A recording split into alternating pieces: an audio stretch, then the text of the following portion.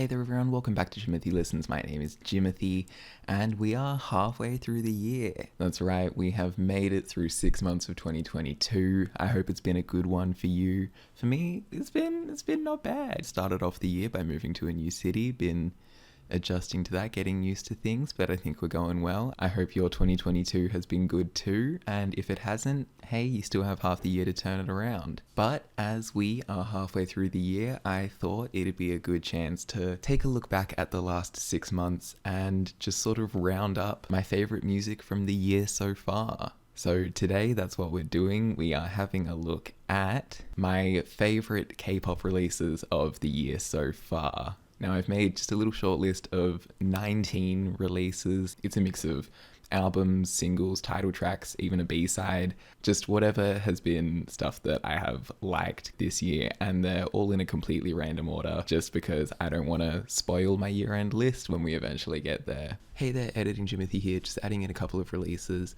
that I kind of missed but I want to give a shout out to. The first one being Purple Kisses Mem, which was on this list at some point and I think I accidentally deleted it. I don't know what happened there.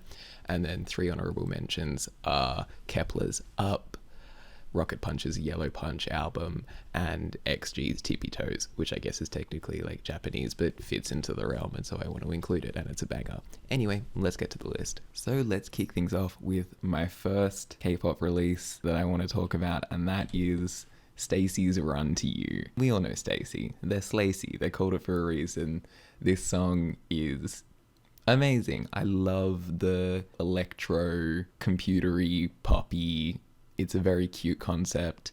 I wish they had stuck with it for the whole album instead of just the first couple songs. That's why I've picked the title track over the album as a whole, is because I think the album kind of starts off incredibly strongly. Run to You, same. 24/7's good, and then it kind of just like loses that fun, bright, digital concept. But this song, easily one of the best songs of the year. Honestly, like up there, it might be my favorite STAYC title track. I absolutely adore everything about this song. From there, we go to a mini album from Billy, and this is their Collective Soul and Unconscious Chapter 1 mini album. The title track was Ginga Minga Yo. Billy are just an incredibly talented group. This is the album that got me into them, and I have just been so impressed going back and seeing like their debut stuff. What a group Billy are. Even if you're not familiar with Billy as a group, you might be familiar with Tsuki. Her fan cam went viral earlier this year just because of the insane number of facial expressions she crammed into like 8 counts of choreography. And she's not like an exception or an outlier. The entire group is like that. All amazing dancers, great vocalists, amazing rappers in there. I do not have enough nice things to say about Billy, and this album is really, really good. Ginga Minga Yo obviously is catchy as hell. The sort of lead B-side, A Sign, has one of the most delicious synths I've ever heard, and then the rest of the album as well is just nice, poppy, boppy cuts. Really into it. From there we go to another one of my favorite songs of the year, and that is Glitch by Kwon Eunbi. This song is just phenomenal. I am obsessed with this song. I was obsessed with it when it came out, and then it kind of dipped a bit. And then it came on in the car with one of my friends who doesn't listen to K-pop at all, but she was like, this slaps. And then she got obsessed with it. And then because she got obsessed with it, I became obsessed with it again. And I've just been listening to this song a lot. It's just so damn good. The production and construction of this song is so clever. The way that the verses are so, I don't want to say minimalist, but they're very efficient with the sound. It doesn't have a ton of layers. It's just a few key elements that are done really well, building in peaks for the choruses, but staying quite subdued until the bridge and the outro where it just explodes into color. It's a gorgeous track. Eunbi shines. It's phenomenal, easily one of my favorite tracks of the year. And then moving on, we come to Red Velvet with their mini album for Feel My Rhythm. This is everything I love. Like the title track Feel My Rhythm with the classical orchestral trap remix. It's stupid, it's silly, and it's done so well. It's so thick and tasty. I love it. And then the rest of the album sort of follows the theme of just having these really bright, kind of uplifting, like it has spring vibes, like they used in all of the imagery for it. It has just this very like bright sound, but then that's kind of been like crushed and just compressed into this like kind of a little bit nastier formula, and it's really nice. This album also contains one of my favorite B-sides of the year, that being the closing track, In My Dreams, which is just a power ballad for the ages. It's ridiculously good. I might even like it more than the title track. It's incredible. Staying with SM Entertainment, we now go to the supergroup of Got the Beat for their single Step Back they released at the beginning of this year, and I love this song. The production is so nice, so tasty. All of the performances are incredible, as you would expect from this lineup. It's telling that really the only negative thing people say about this song is about the lyrics. And as a very wise person once said, I don't speak Korean, so I don't care. That wise person is me. I just don't listen to the lyrics because I don't speak Korean. And so instead I just vibe to what is easily one of the best songs of the year. I need more Got the Beat. I really hope they're not just a one and done, because Step Back is so good.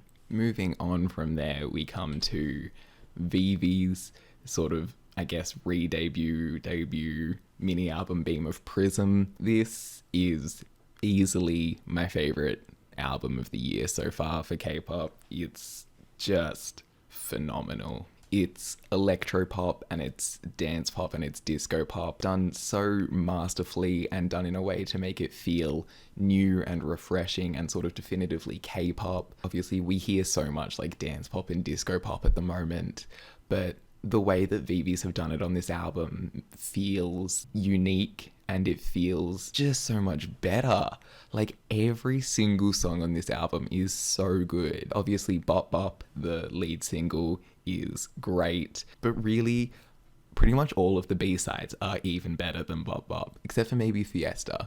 But Lemonade is gorgeous, sweet, refreshing, cloudy. Tweet Tweet is insane. That chorus and that bridge. Love You Like is one of the sweetest songs I've heard this year. And then the closing track, Mirror, is a must hear for any G-Friend fans. It kind of has that feel. It's just a big, huge, epic, maybe my favorite ending to a K-pop album of all time. That bridge into the final chorus of Mirror, it's just like mind-blowing stuff. VVs are absolutely amazing. If you've seen my content before, you might be aware that I never really knew who G-Friend was, only getting into K-pop more recently. VVs was my introduction to them. So I literally came into this not even having any G-Friend expectations. I just went, oh, new, like brand new group, listen to this album, and it's one of the best K-pop albums I've ever heard. Absolutely check this one out if you haven't. It's so good. Anyway, moving on from there, we have the one B-side in my list, and that is (G)I-DLE's My Bag. Now, the reason I'm including this as opposed to the lead single Tomboy or the album I Never Die is because those suck.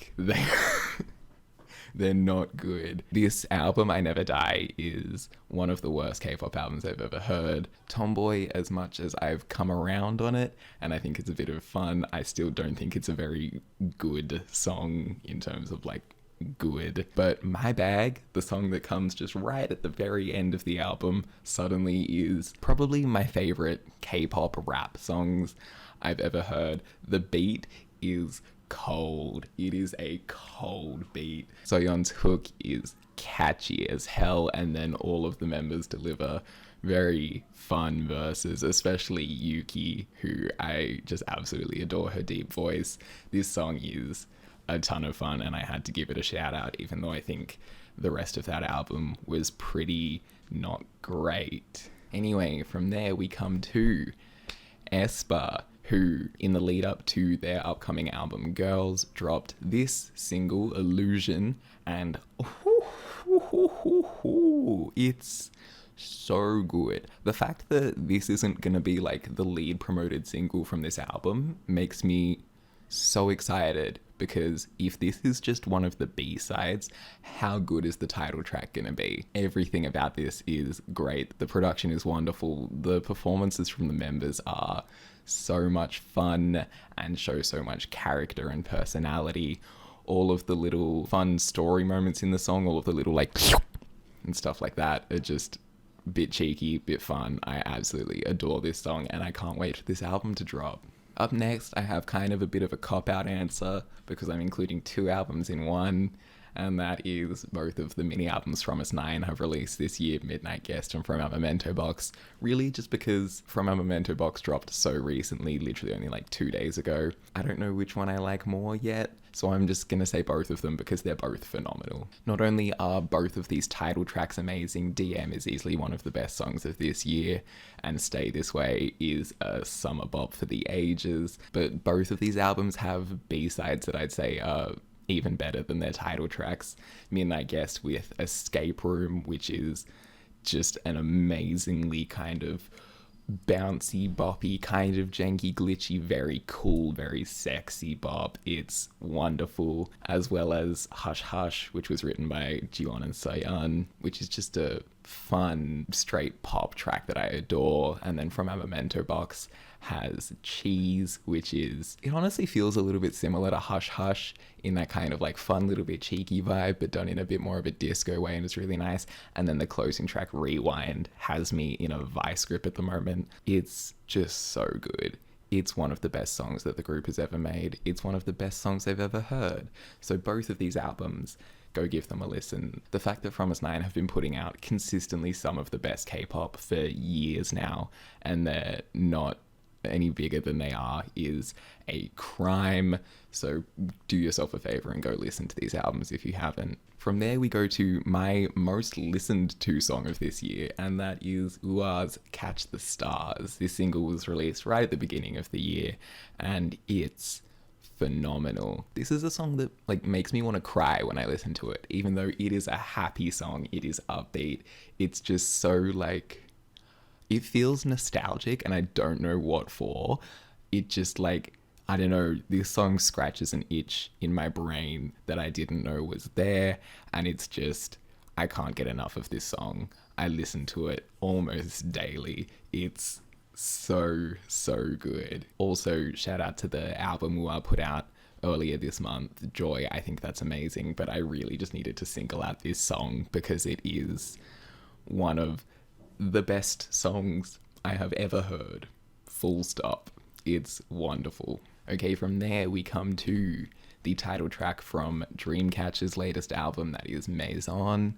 And this is just, this is a song that makes me angry I didn't get into Dreamcatcher any earlier, because this song is so damn good. Right from the intro with the bass and distorted guitars going into the just like charging beat, members' amazing performances over it, chorus which is catchy as hell. You'd think, yeah, it's already enough to make it a banger, and then we get to the bridge where the song just decides to go nuts, coming down into a dramatic piano-backed like ballad moment with insane vocals, and then we get the like choir vocals coming in to go behind the final chorus, and it's just monumental. It's epic.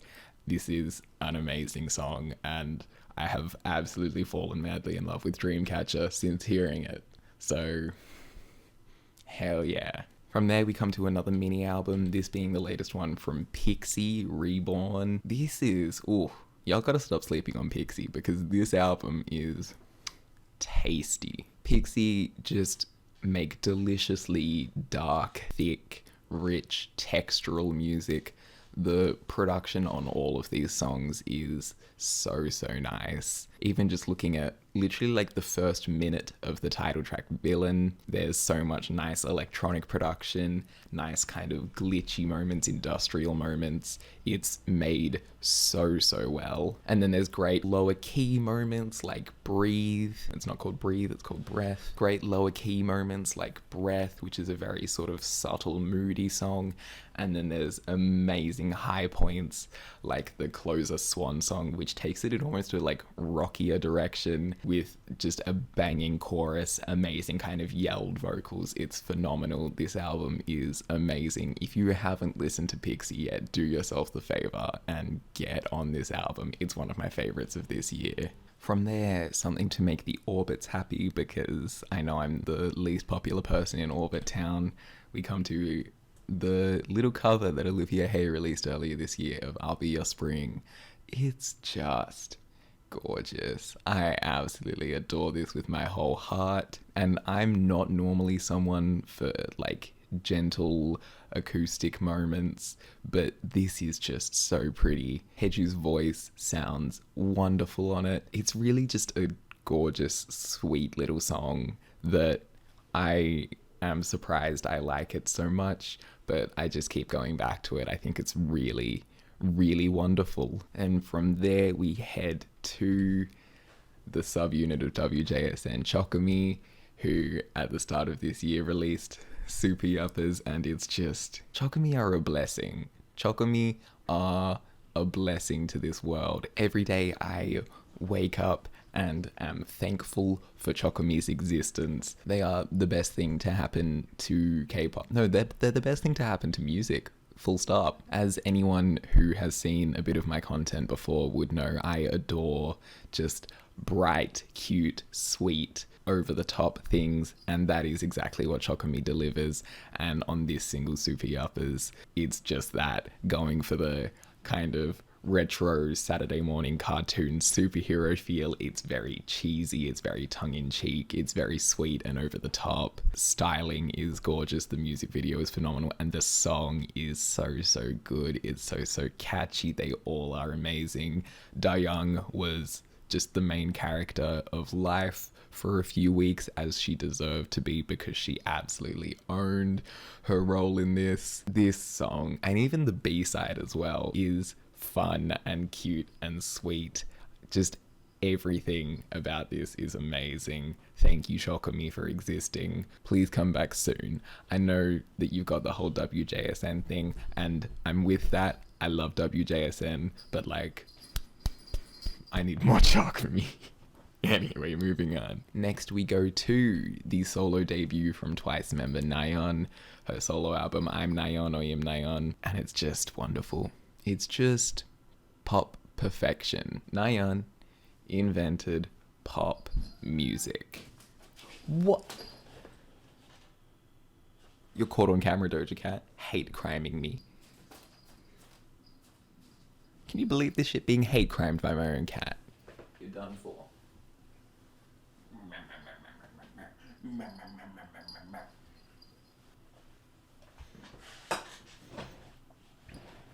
Look at this little bigot right here. Shameful. Okay. Anyway, where was I? Yeah, Nayeon invented pop music. Really, that's all I need to say. Moving on. Now we go to one of my favorite debuts of this year, and I feel like this is a very underrated one. That is ILY ONE's debut song, Love in Bloom. This song is... She's back.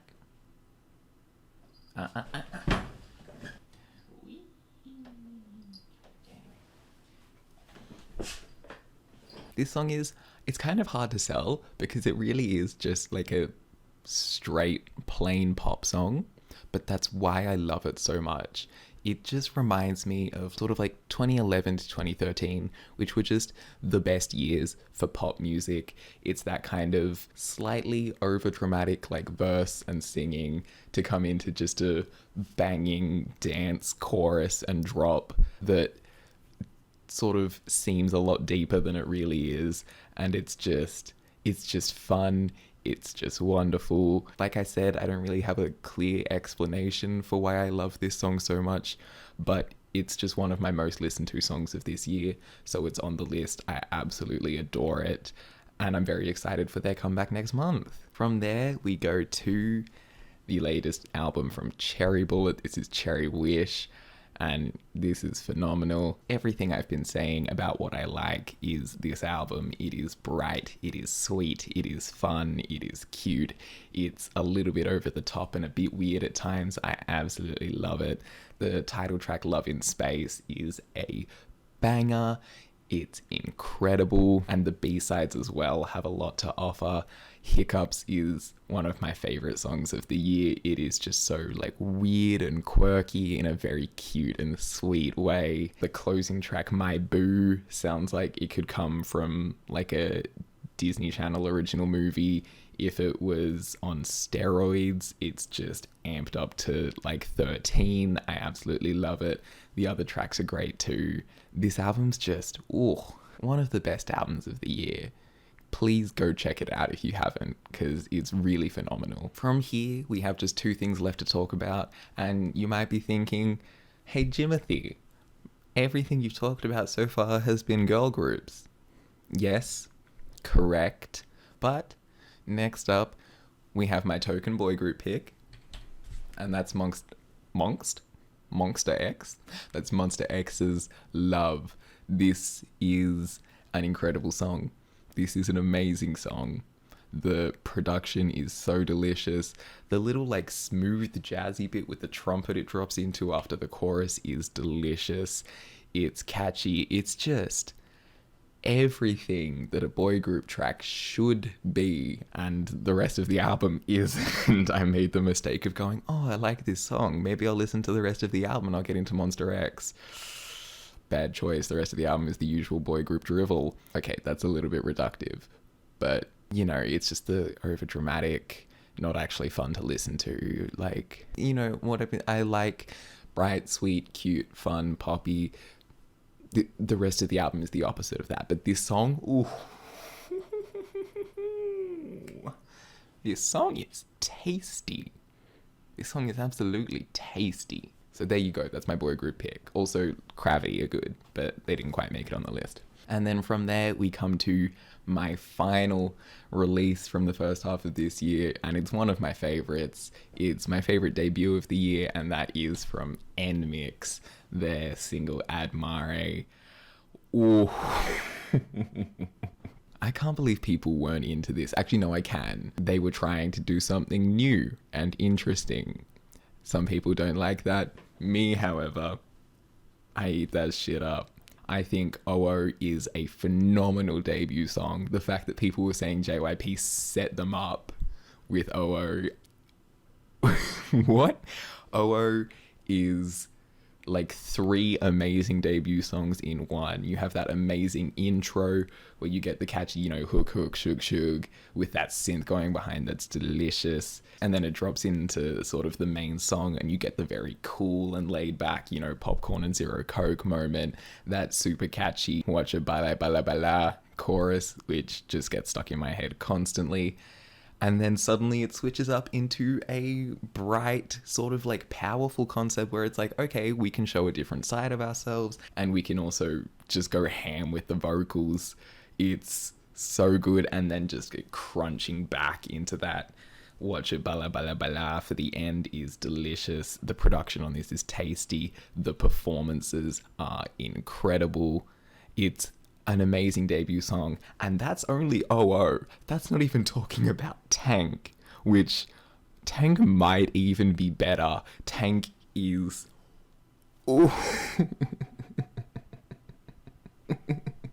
Tank is so tasty. Tank is another song that I got my housemates hooked on, even though they're not K-pop stans. We heard Tank, and they were like, that's good, and we were all bumping it solidly for a good few weeks. It is energetic. That pounding beat is just so much fun. It's catchy. That freaky fishy fishy chorus, which I know they aren't saying freaky fishy fishy, but it sounds like it and I prefer that, so I'm going to keep saying freaky fishy fishy, is just so catchy and fun. I adore it. The fact that people were hating on that from the teaser, as soon as I heard that in the teaser, I was like, that's going to be a banger. You guys don't know what you're talking about. And I was right. And then that bridge with the gorgeous piano and Lily's voice going off is tasty. Like, just what a debut. 2 phenomenal songs. I cannot wait to see what NMIXX do next. They are just one of the most exciting groups out there at the moment, with not only the songs that they have put out, but the level of talent in that group is ridiculous. The singing dancing, rapping ability in that group is ooh, something to be feared. So yeah, NMIXX taking over, and I can't wait because I forgot. And that brings us to the end of this video. Those are my favorite K-pop releases from the first half of the year. Have I missed anything? Let me know in the comments below. I tried to keep this as short as possible. Looking, this video is still going to be long as hell. So there's a lot of things that I would have loved to put on the list but couldn't quite. I probably should have said this at the beginning actually, but if your fave isn't on this list, it doesn't mean that I hate them. It doesn't mean that I'm like, oh, it sucks. There's just been a lot of good stuff this year, and I had to keep my list short-ish. But yeah, I hope you enjoyed. If you did, like, subscribe, comment, you know the deal. It's YouTube. You've been around. But there's still, you know, a lot more content coming up. I'm going to be doing another recap like this for just my favorite albums of the year so far in general, as well as a lot more new music coverage. On the K-pop front, we've still got ITZY, aespa, WJSN, ILY1 coming up in the next couple weeks, so stick around for that. Thanks again for watching. Hope you have a nice day. That outfit looks cute on you, and I'll see you next time. Catch ya.